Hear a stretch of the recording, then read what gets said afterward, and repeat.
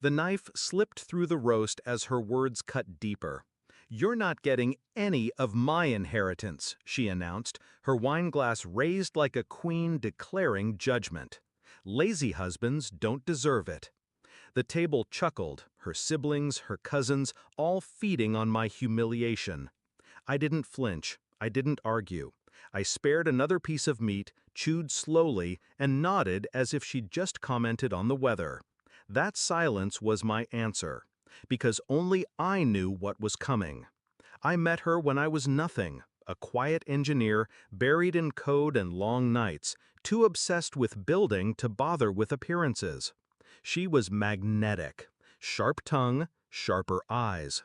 She said she loved my ambition. What she really loved was control. The moment we married, she made it clear. Her family's money was hers. I would always be the outsider, tolerated but never equal. I accepted it, or at least I pretended to. But I never stopped building. The signs of betrayal weren't sexual, they were worse. She rolled her eyes at me in public, mocked my work, laughed with her sisters about my pipe dreams. She wanted me small, dependent, grateful for scraps. And in her arrogance, she never noticed the late nights that weren't about exhaustion. They were about empire. She never saw the meetings behind closed doors, the contracts signed under holding companies, the quiet rise of a fortune she thought impossible. By the time she declared I was a lazy husband, I owned more than her entire bloodline combined. I didn't plan revenge in fire. I planned it in silence.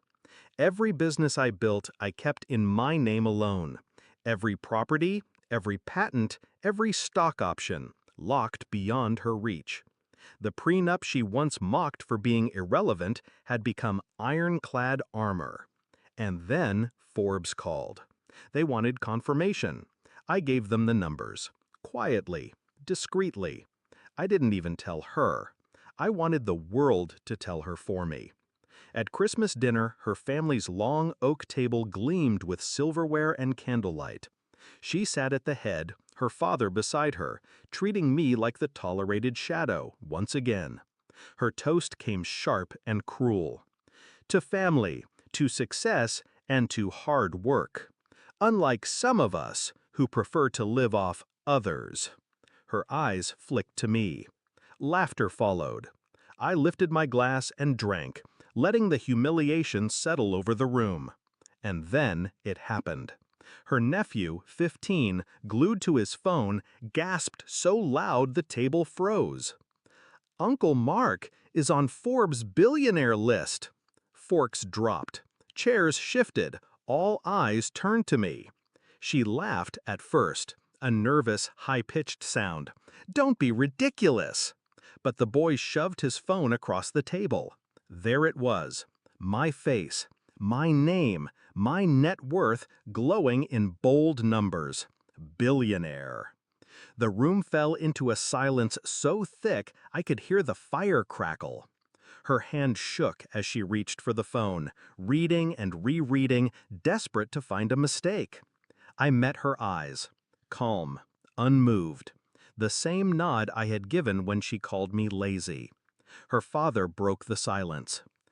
"Is this true?" "Yes," I said simply. "I didn't think it was worth mentioning." Gasps rippled. Her sister whispered, "My God." My wife's face drained of color. She opened her mouth, but no words came. I leaned forward, voice low, every syllable measured. "You called me lazy. You told your family I was nothing." I paused, letting her squirm. "But I built more than you could ever imagine, while you were too busy mocking me to notice." Her jaw trembled. "Mark, I cut her off with the smallest smile. "Save it." The rest of dinner was chaos. Questions fired at me from every angle, about businesses, about investments, about how I had hidden it so well. I answered politely, without arrogance, while she sat frozen, drowning in the collapse of her power. Every proud smirk she'd won for years had been erased in one evening. And the beauty was, I never raised my voice. I never insulted her. I simply existed, revealed, undeniable. That was the revenge. Later, as guests trickled out, she cornered me in the hallway. "Why didn't you tell me?" she hissed, her voice desperate now, not commanding. I looked at her with the same calm I had carried all night. "Because you never saw me. You saw what you wanted, a man beneath you. I wanted you to live in that illusion, right up until it shattered." She reached for my hand, but I pulled back. "Mark, we can—" "No," I said firmly. "You had your chance to stand beside me. You chose to stand above me instead." Her face crumpled. For the first time I saw fear, not of losing money, but of losing me.